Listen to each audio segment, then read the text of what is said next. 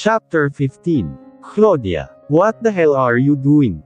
Galit na sigaw ni Marcus at sa isang iglap ay nawala si Tita Claudia sa ibabaw ko. Kaagad akong dinaluhan ni Marcus. Tinulungan niya akong makatayo at inayos ang nag-ulo kong buhok. Are you okay, sweetie? Nag-aalang tanong ni Marcus. Doon na ako umiyak. Marcus, hagulhol ko. Yumigting ang panga niya at gumuhit ang galit sa mata habang ginagala ang tingin sa aking mukha na mahapdi. Sweetie, ha? Sabi na babae mo ang malanding yan. Ayaw na naman ni Tita Claudia. Umalis sa harapan ko si Marcus at nilapitan si Tita Claudia na nakasalampak din pala sa sahig. Hinawakan niya ito sa braso at tinayo. Napaigik naman ito. Ang kapal ng mukha mong saktan si Neva. Galit na wika ni Marcus at pinisil ang pisngi ni Tita Claudia. Pero nagpumiglas ito. Ako pa talaga ang makapal ang mukha, ha? Mas makapal ang mukha niya dahil nilalandi ka niya. Huling-huli ko na kayo Marcus. Pinasundan ko kayo at huling-huli ko na kayo sa kalandian nyo. Kaya pala nakikipaghiwalay ka sa akin dahil sa kanya. Galit rin na sigaw ni Tita Claudia. Namumula na ang kanyang mga mata sa galit. Oo, siya ang dahilan kung bakit ako nakikipaghiwalay sa iyo dahil mahal ko siya. Siya ang babaeng nagpapasaya sa akin, Claudia. Ganting sigaw din ni Marcus sa mukha nito. Natigilan si Tita Claudia kasabay ng pagtulo ng kanyang juha. Nakaguhit na ang sakit sa kanyang mga mata. Punong-puno yun ng kabiguan. Naalala ko ang mukha ni Mommy noong nahuli niya si Daddy at Tita Claudia sa kwarto. Punong-puno ng sakit at kabiguan ang mga mata ni Mommy. Tila ba gumuho ang mundo niya. Ganon na ganon ang nakikita ko ngayon sa mga mata ni Tita Claudia. Ngayon ay nararamdaman na niya ang nararamdaman noon ni Mommy. How dare you Marcus? Bakit mo nagawa sa akin ito? Umiiyak na sambit ni Tita Claudia at sinuntok sa dibdib si Marcus. Sa bahay tayo mag-usap, Claudia. Tanging saad lang ni Marcus at hinawakan ito sa braso. Ngunit pumigsi si Tita Claudia. No. Dito natin pag-usapan. Protesta nito at matalim na tumingin sa akin. Hayop kang malandi ka. Kakalbuhin kita. Akmang susugurin ako ulit nito pero pinigilan ito ni Marcus. Ano ba Marcus? Bitiwan mo ko. Kakalbuhin ko ang babaeng yan. Enough. Singgal ni Marcus sa mukha ni Tita Claudia na ikinatigil nito. Hindi ko hahayaang saktan mo ulit si Neva. Kundi ay makakatikim ka na sa akin. Ano? Kakampihan mo siya. Ako pa ang sasaktan mo. Muling bumaling sa akin ang matalim na mata ni Tita Claudia. Ngunit nginisihan ko lang ito. Lalo namang gumuhit ang galit sa mukha nitong namumula na. Halos pumutok na nga ang mga ugat nito sa leeg at noo. Kapag hindi ka tumigil talagang makakatikim ka sa akin. Let's go. Umuwi tayo sa bahay at doon mag-usap. Mariing sambit ni Marcus at hinayla na si Tita Claudia patungong elevator. Marcus. Tawag ko sa kanya. Lumingon naman siya sa akin at bahagyang lamambat ang kanyang mukha. Babalik ako. Mag-uusap lang kami ni Claudia. Tumango ako sa kanya at kiming ngumiti.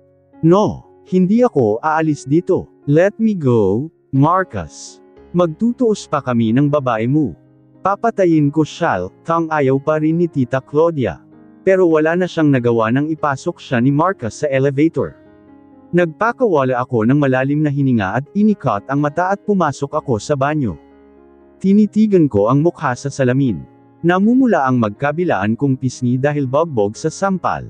May pasa rin ako sa kanang cheekbone. May ilang galos din dahil sa kamot. Sinukli ko ng mga daliri ang buhok. Napangiwi pa ako dahil masakit ang anit ko. Pero worth it naman ang pagpapabugbog ko dahil parang mababaliw na si Tita Claudia.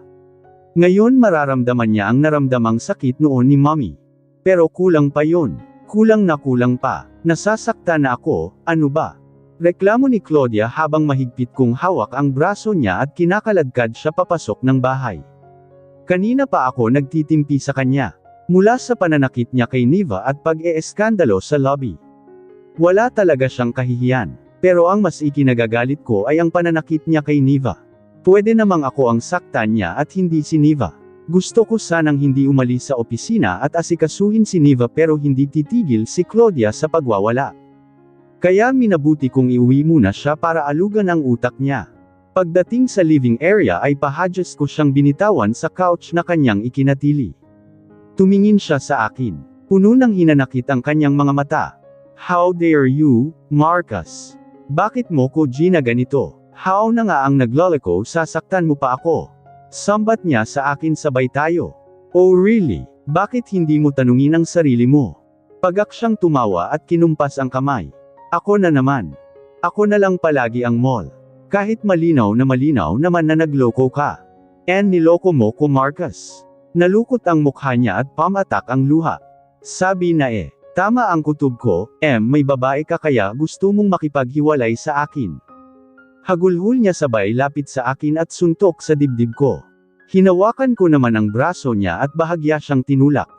Alam kong nasaktan siya sa nalaman niyang may ibang babae ako. Pero hindi ako nakakaramdam ng awa sa kanya. Hindi niya deserve na kawan ko. Yes, inaamin ko, may iba akong babae. Lalong bumalong ang luha sa kanyang mga mata. Ha? At proud ka pa. At yung secretary mo pa talaga ang pinatos mo. Ano bang meron siya na wala ako? Gigil na tanong niya. Gusto mong sagutin ko yan? Yes. Answer me. Yumigting ang pangako. Marami siyang mga katangian na nagustuhan ko na wala sayo. Natigilan siya at nanigas din ang panga. Pero hindi ko naiisa-isahan yan. I love Neva. Sa kanya lang tumibok ang puso ko. Sa kanya ako natutong magmahal. Siya lang ang babaeng mahal ko. Mariing hayag ko sa kanya. Sunod-sunod na tumulong muli ang luha niya. Punong-puno na ingpuot ang kanyang mga mata. Lumapit siya sa akin at muli na naman akong pinagsusuntok sa dibdib habang umiiyak. Hinawakan ko muli ang braso niya at tinulak siya. Damn you Marcus.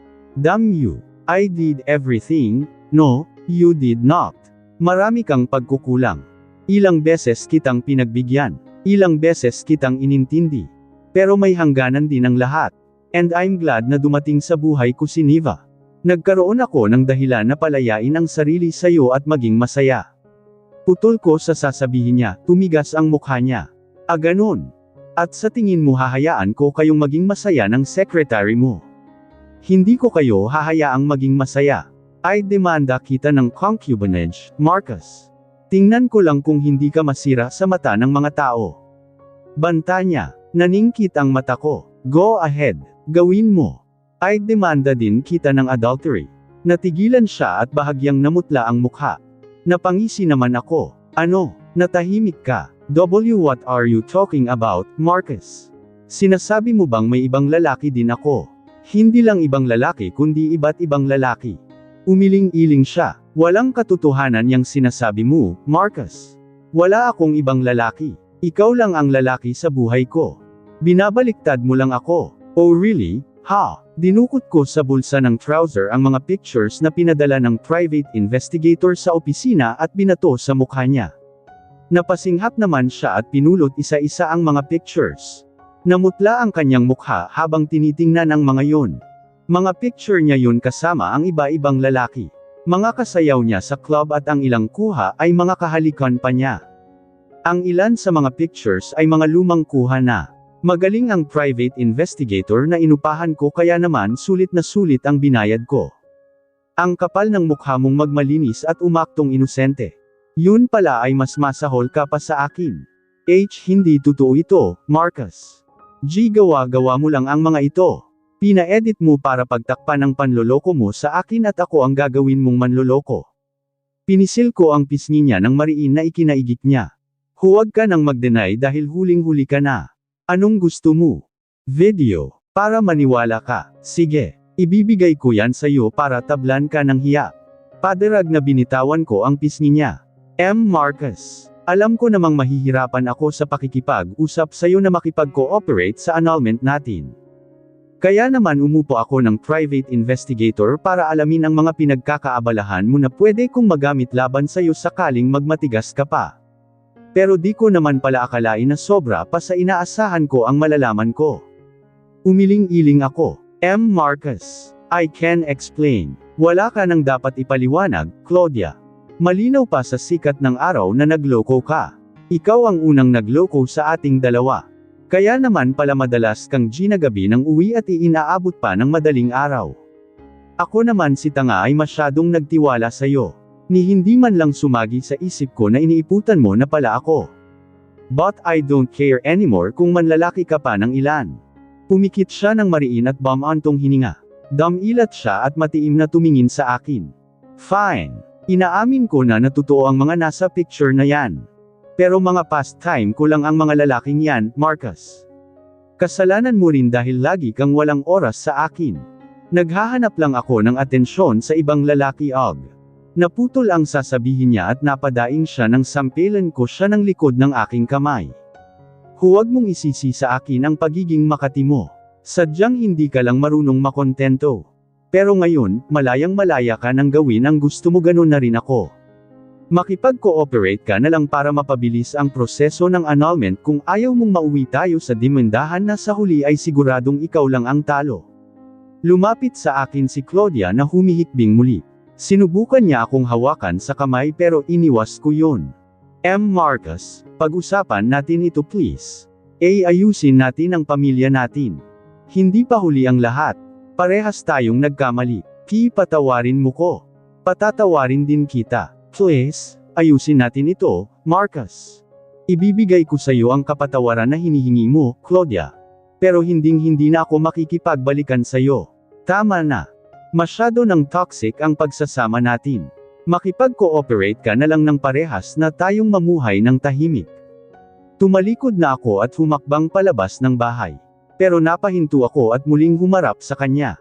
And one more thing, huwag na mo na uling sasaktan si Neva dahil hindi mo magugustuhan ang gagawin ko sa'yo. Ibaba na rin kita sa rec building kaya huwag mo nang tangkain na pumunta ulit doon. Malalaki ang hakbang na lumabas na ako ng bahay. Narinig ko ang malakas na sigaw ni Claudia at ang nabasag na kung ano. Pero hindi ko na yun pinansin at nagtuloy-tuloy lang akong lumapit sa sasakyan at sumakay. Sinenyasan ko si Narsing na paandaran na ang sasakyan. Nagangat ako ng tingin nang bumukas ang elevator. Napatayo ako nang lumabas si Marcus. Marcus, lumapit siya sa akin at niyakap ako sabay halik sa noo at buhok ko. I'm sorry, sweetie. I'm so sorry. Anas niya at hinawakan ang mukha ko. Bakit ka nag-so sorry? Kinakabahang tanong ko. Baka nagbago na ang isip niya at babalikan na niya si Tita Claudia. Hindi yun maaari. I'm sorry dahil sinaktan ka ni Claudia. Huli na akong lumabas ng opisina. I'm so sorry, Neva. Aniya sa namumungay na mga mata habang marahang niyang hinahaplos ng daliri ang namumula kong pisngi. Nakahinga naman ako ng maluwag dahil sa sinabi niya. Kimi akong ngumiti sa kanya. Wala kang kasalanan, Marcus. Deserve ko rin naman to dahil mali ko. Normal lang na ganun ang reaksyon ni Ma'am Claudia dahil legal na asawa mo siya at ako ay kabit. Yumuko ako para ipakita sa kanyang guilty kunwari ako. No sweetie, kung may dapat mang saktan si Claudia, ako yun at hindi ikaw. Ako ang may mali. Ako ang may kasalanan. Nagangat ako ng tingin sa kanya. Nagsisisi ka na ba? Nagbago na ba ang isip mo? Babalikan mo na siya? Tanong ko sa malungkot na boses. No, hindi ako nagsisisi, Neva. Wala akong pinagsisisihan at hinding-hindi na ako babalik sa kanya. Ikaw ang pinili ko. Ikaw na ang bagong buhay ko. Sa'yo ako masaya. Mahal na mahal kita. Mahal na mahal din kita, Marcus. Tugon ko at yamakap sa kanya. Niyakap din niya ako habang hinahalik-halikan ang buhok ko. Napangiti ako. Hindi ko alam kung ano ang pinag-usapan ni Marcus at Tita Claudia. Ngunit pakiramdam ko ngayon ay natalo ko si Tita Claudia. Pero hindi pa tapos ang laban. Nag-uumpisa pa lang ako. Humiwalay ako ng yakap at tumingin sa kanya. Pero Marcus, why sweetheart? Kunwaring napalunok ako. Natatakot ako. Galit na galit sa akin si Ma'am Claudia. Siguradong babalikan niya ako at baka saktan ulit. Huwag kang mag-alala, Neva.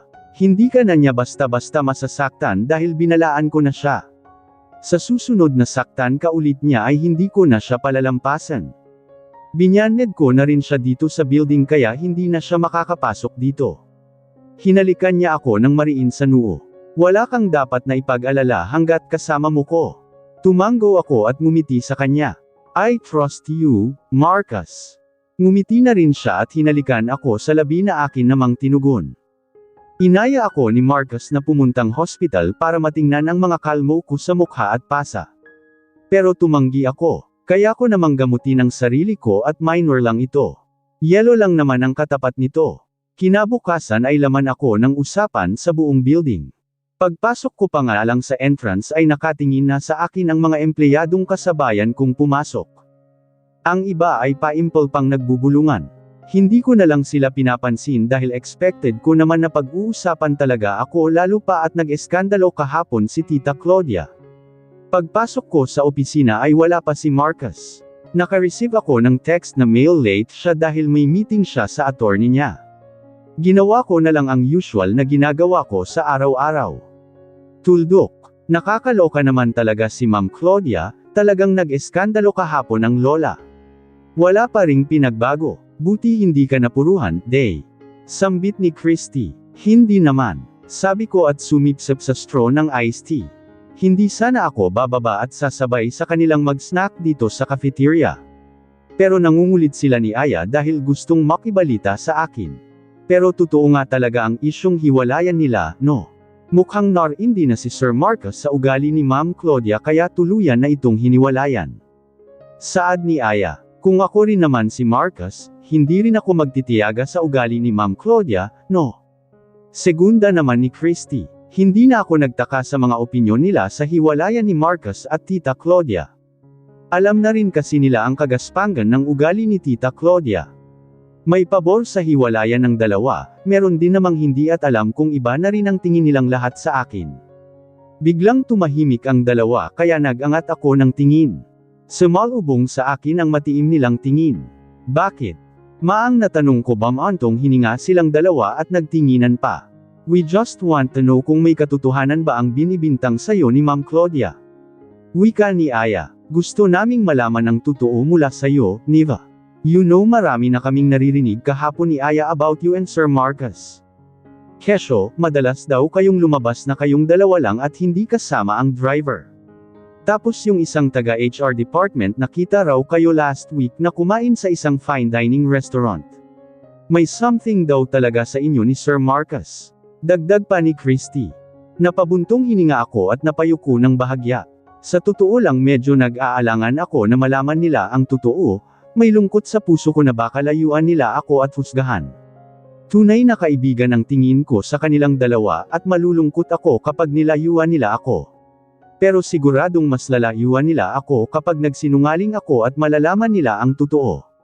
Bamantong hininga ako at diretsyong tumingin sa mga mata ng dalawang kaibigan. Yes, it's true. May relasyon kami ni Sir Marcus. Halos sabay silang sumanghap na dalawa. Pero sana, huwag niyo kong husgahan. I fell in love with Sir Marcus. Hindi ko naman sinasadya eh. Basta ko na lang yun naramdaman. Pero pinigilan ko naman ang sarili ko dahil may asawa na siya. Sinubukan kong agnorehin ang nararamdaman ko sa kanya pero lalo lang yung lumalim.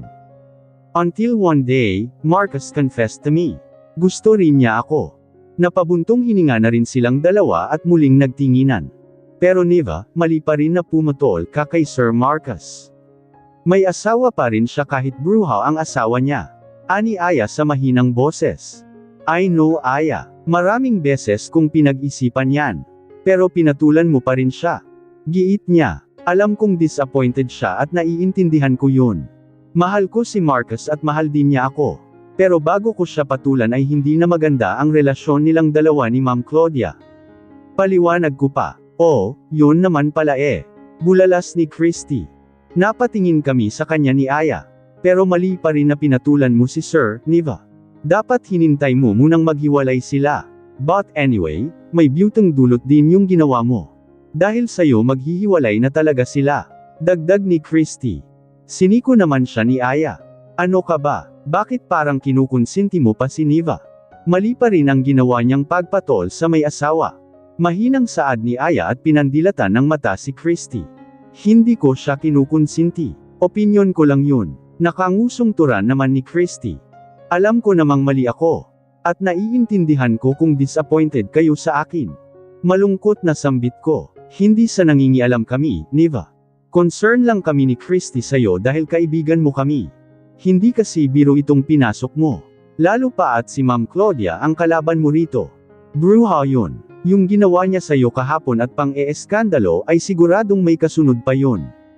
Oo nga, Day. Matinding kalaban si Ma'am Claudia. Segunda naman ni Christy. Handa naman akong harapin siya at paninindigan ko si Marcus. Bam-antong hininga si Aya. Paninindigan mo si Sir Marcus. Siya ba? Kaya ka ba niyang panindigan? Nag-file na siya ng annulment kay Ma'am Claudia. Hindi na rin sila magkasama sa lisang bahay. Saad ko. Umawang ang labi ni Aya at ni Christy.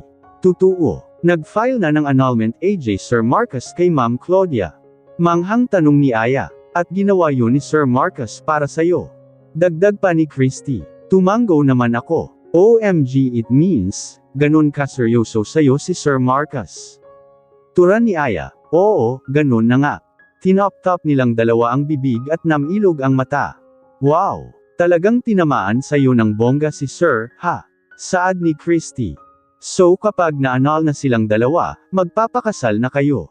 Tanong pa ni Aya. Saglit akong hindi nakaimik. Walang binabanggit si Marcus tungkol sa kasal. Ang lagi lang niyang sinasabi ay magsasama na kami. Ngumiti ako kay Aya. Oo, magpapakasal kami. Pagsisinungaling na tugon ko. Sa totoo lang ayokong husgahan ka Niva. Mabuti kang kaibigan at mabait sa amin ni Christy. Anuman ang desisyon mo sa buhay ay hindi ka namin pakikialaman. Pero nagpapaalala lang ako sa'yo na hindi biro itong pinasok mo. Mahirap kalaban si Ma'am Claudia. Muling paalala ni Aya. Naiintindihan ko Aya at salamat sa pangunawa mo at pagpapaalala. Handa naman akong harapin si Ma'am Claudia. Sabi ko. Basta mag-iingat ka kay Ma'am Claudia. Baka isang araw mabalitaan ka na lang namin nasa hospital ka na. Dagdag pa ni Christy. Ngumiti ako sa kanilang dalawa.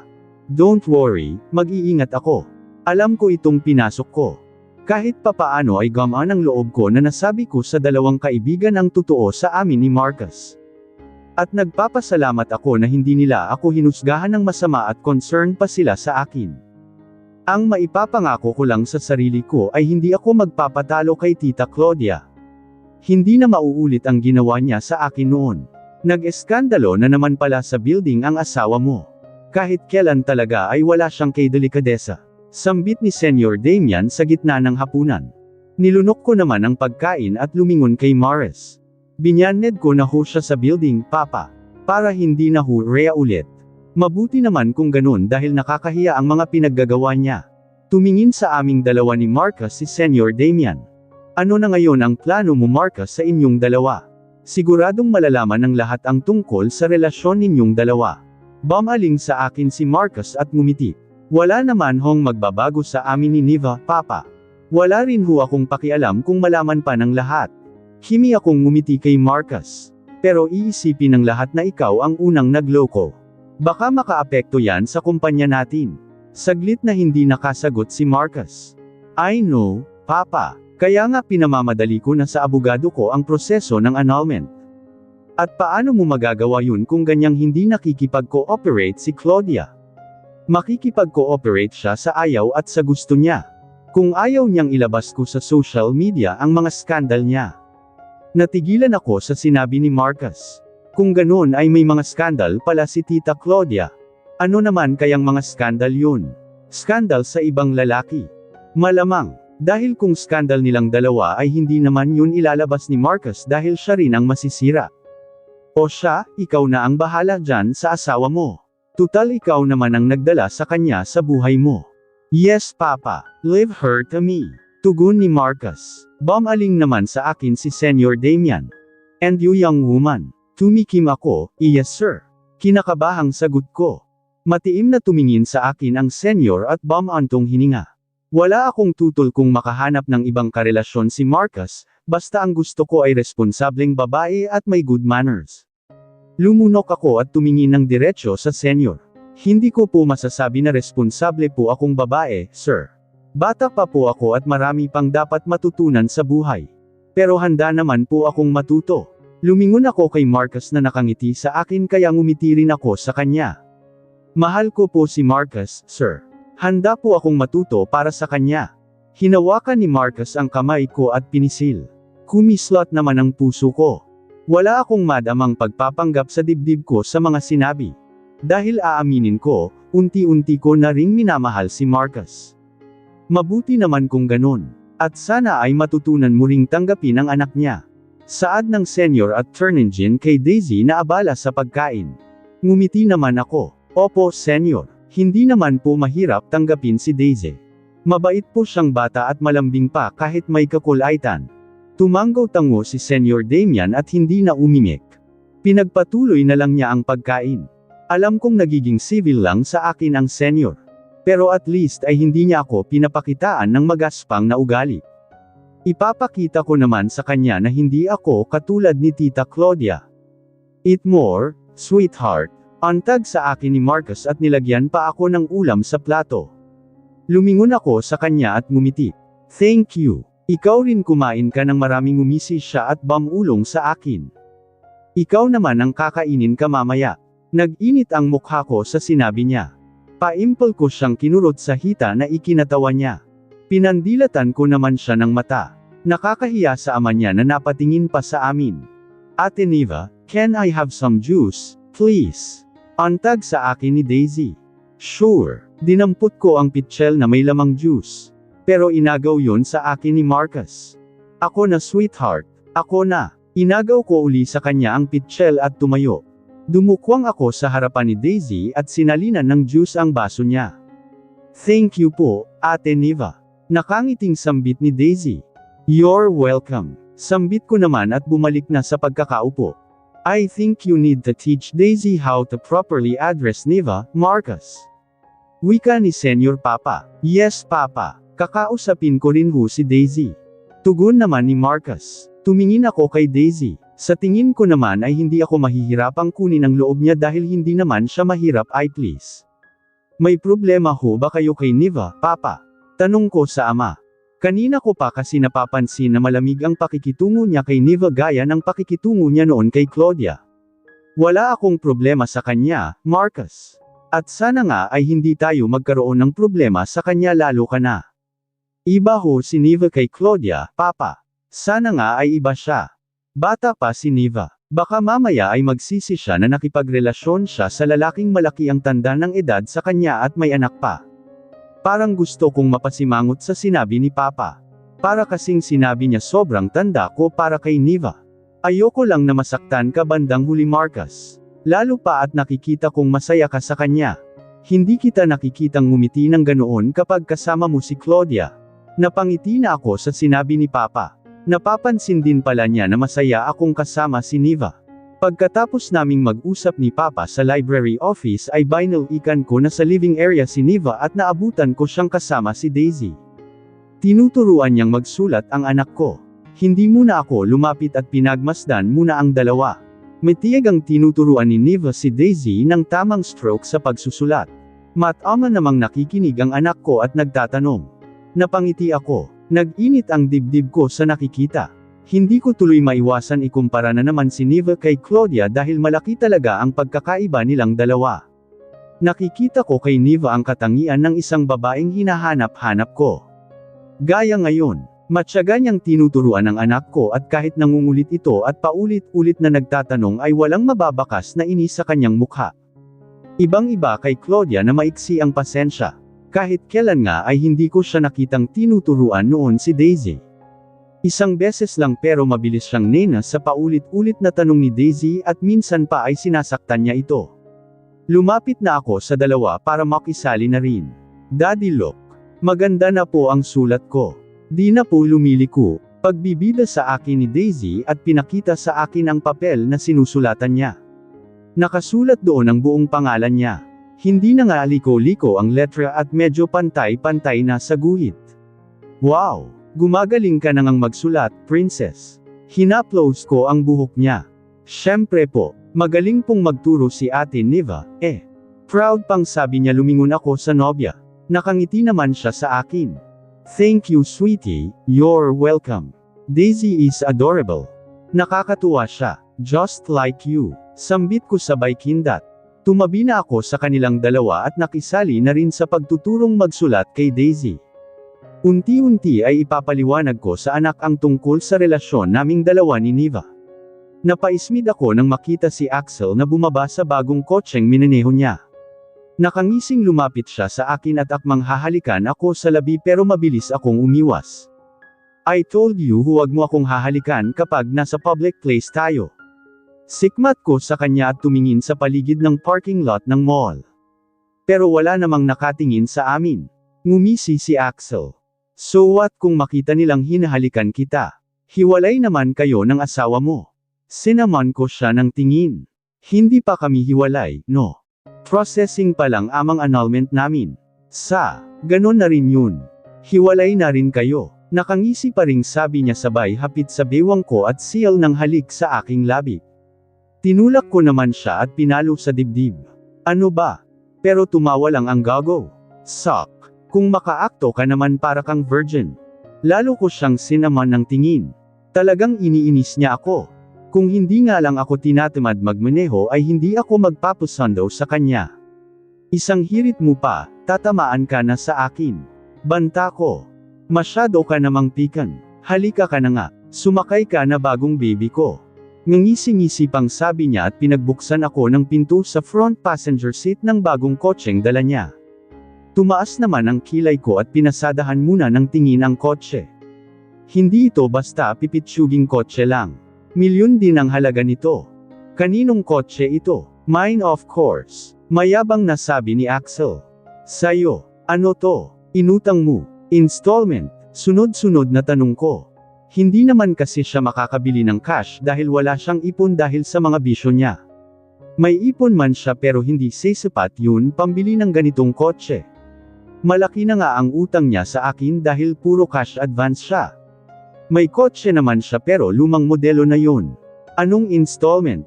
Cash kung nabili yan. Nakangisi pang turan niya. Paano ka nga nakabili ng ganitong kotse? Wala ka namang sapat na ipon.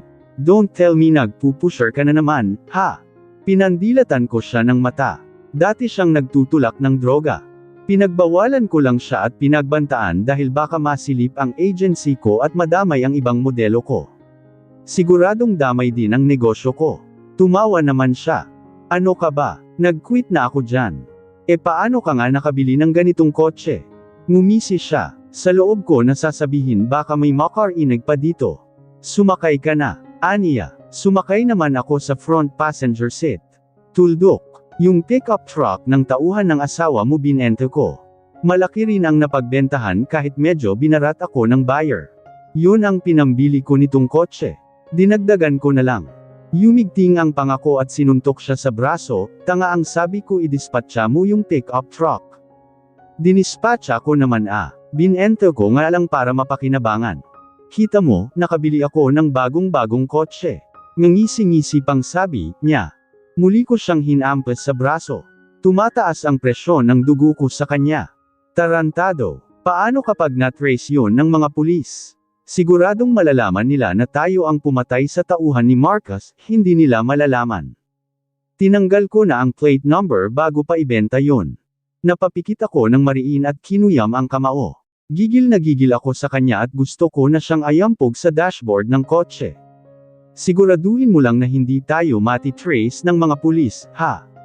Kung hindi ikaw ang ituturo ko na siyang pumatay sa tauhan ni Marcus. Sige, ako ang ituro mo. Sasabihin ko namang ikaw ang mastermind. Nakangising sabi pa niya. Sinaman ko siya ng tingin. Huwag mo kong sagarin Axel. Baka gusto mong isunod kita sa tauhan ni Marcus. Banta ko. Unti-unting nabura ang ngisi niya. Ito naman hindi na mabiro. Huwag kang mag-alala. Safe tayo. Just make sure. Dahil kapag nasakot ako, damay ka. Parehas tayong mabubulok sa bilangguan. Alam ko. Napabuntong hininga na lang ako at humalukip-kap. Parang biglang sumakit ang ulo ko. Ang dami ko nang ang problema ay dumagdag pa ang katangahan nitong si Axel. Kung hindi ko nga lang siya kailangan ay matagal ko na rin siyang inalis sa buhay ko. So you mean, nalaman ni Marcus ang mga dirty secret mo na pinakatago-tago mo sa ball? Manghang tanong ni Jessie. Pagkatapos ng session namin ni Axel sa kondo ko ay pumunta ako dito sa bahay ni Jessie. Kailangan ko ng makakausap dahil na-stress na ako. Yes, sagot ko at binuga ang usok ng sigarilyo sa ere.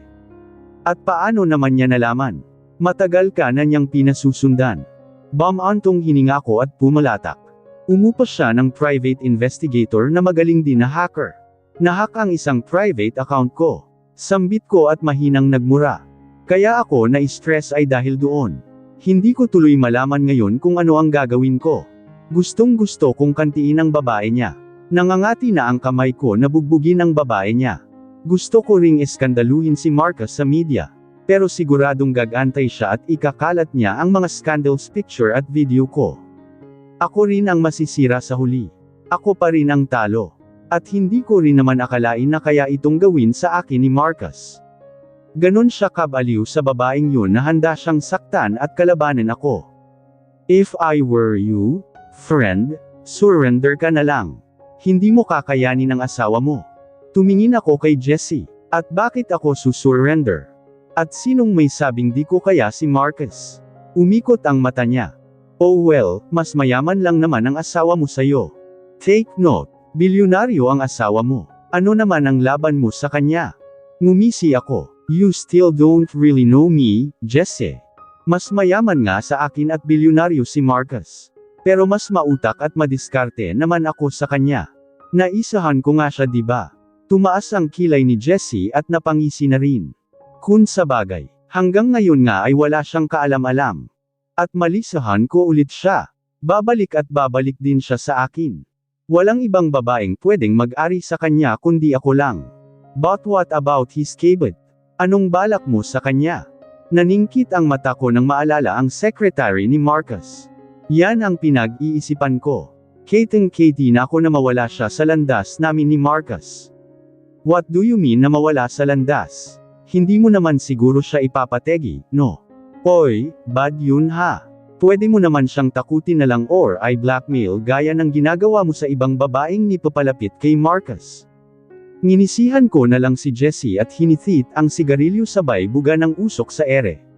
Mainam nang hindi malaman ni Jessie kung ano ang naglalaro sa isip ko na balak kong gawin sa babae ni Marcus.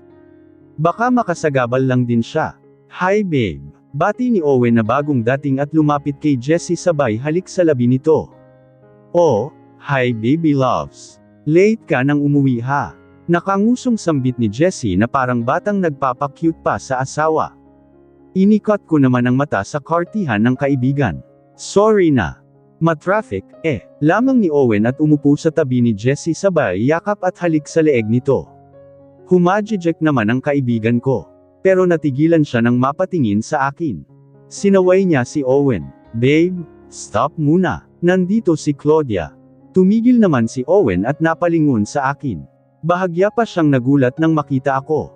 Nandito ka pala Claudia. Sorry di kita napansin. Kakamo-kamot sa ulong wika niya at parang biglang nahiya. Ngumisi ako. Kanina pa ako nandito no. Ikaw kasi ang mga mata mo ay nasa asawa mo lang. Of course. Ako lang dapat ang titingnan niya. Right babe? Saad ni Jessie at bumaling sa asawa. Yes babe. Sa'yo lang ang mga tingin ko. Nakangising wika ni Owen sabay pisil sa baba ni Jessie. Kilig na kilig naman si Jessie na akala mo ay sinilihan sa puwet, minsan ang Owen nilang mag-asawa. Pero di ko naman itatangging minsan ay naiinggit din ako kay Jessie. How I wish na kagaya ni Marcus si Owen sa akin. Malambing at mahal na mahal ako. How I wish na ang pagsasama namin ay kagaya ng sa kanila. Hindi talaga patas ang mundo. Where's Johnson, babe? Nasa playroom. Puntahan ko muna siya. May pasalubong ako sa kanya. Siguradong matutuwa siya. Ngumuso si Jessie. Siya lang ang may pasalubong. How about me? Ngumisi si Owen. Later. Ibibigay ko sa'yo mamaya sa kwarto. Aniya sabay kindat kay Jessie na kilig naman. Nag-excuse naman sa akin si Owen at iniwan ka kami ni Jessie sa lanay. Tuldok. Naalimpungatan ako nang makaramdam ng uhaw. Bumangon ako at lumabas ng kwarto. Sinukli ko ng mga daliri ang medyo magulo kong buhok habang pababa ako ng hagdan.